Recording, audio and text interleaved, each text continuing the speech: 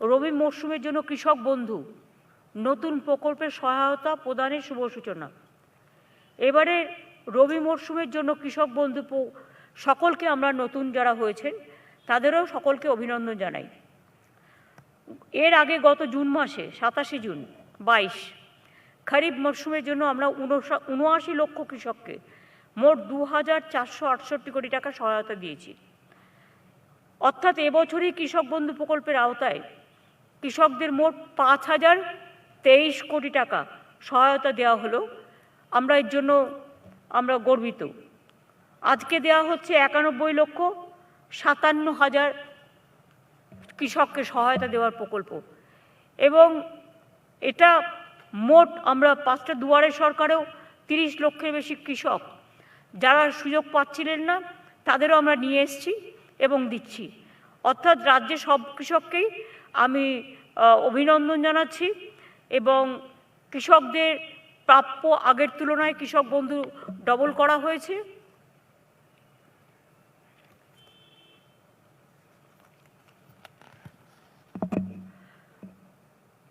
সব মিলিয়ে প্রায় 12,500 কোটি টাকার বেশি এই প্রকল্পে সহায়তা করা হয়েছে কৃষকদের, করা হলো। সব মিলিয়ে 2019 সাল থেকে কৃষক বন্ধু ও কৃষক বন্ধু নতুন মিলিয়ে 12,500 কোটি টাকা কৃষক বর্গাদার ভাগ চাষিদের সহায়তা হিসেবে দেওয়া হলো। এছাড়াও 18 বছর থেকে 60 বছর বয়স পর্যন্ত কৃষক মারা গেলে তার পরিবারকেও 2 লক্ষ টাকা করে সহায়তা দেওয়া হয়।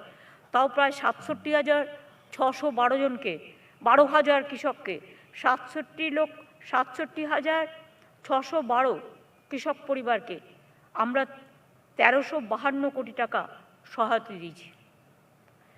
আগামী দিনেও এবারেও আমফান, ইয়াসের মতো প্রাকৃতিক দুর্যোগে ফসল নষ্ট হওয়ার কারণে ক্ষতিগ্রস্ত কৃষকদের রাজ্য সরকার নিজস্ব তহবিল থেকে হেল্প করেছে।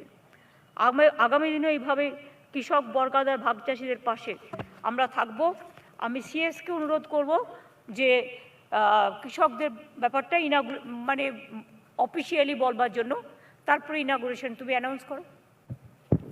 আমি এখন মাননীয় মুখ্যমন্ত্রীকে এটা আনুষ্ঠানিকভাবে এবার যে রবি মৌসুমে যেটা ম্যাডাম বললেন 91 লাখ কৃষকদেরকে 2,555 কোটি টাকা আজ থেকে বিলি করা হবে, সেটা ম্যাডামকে রিকোয়েস্ট করছি আনুষ্ঠানিকভাবে এটা শুরু করতে। আমি প্রেসকেও রিকোয়েস্ট করব কৃষক বন্ধুদের এই প্রোগ্রামটা যেটা আজকেই 91,02,000 সামথিং কৃষকের হাতে টাকা তুলে দেওয়া হচ্ছে, সেটা যদি আপনারা একটু কভারেজ দেন।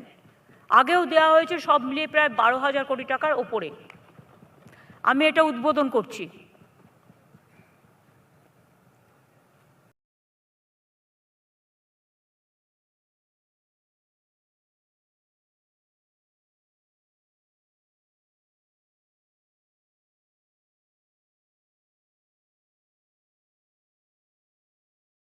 কৃষি বিভাগকে আমি অভিনন্দন জানাচ্ছি এইটা কাজটা করবার জন্য।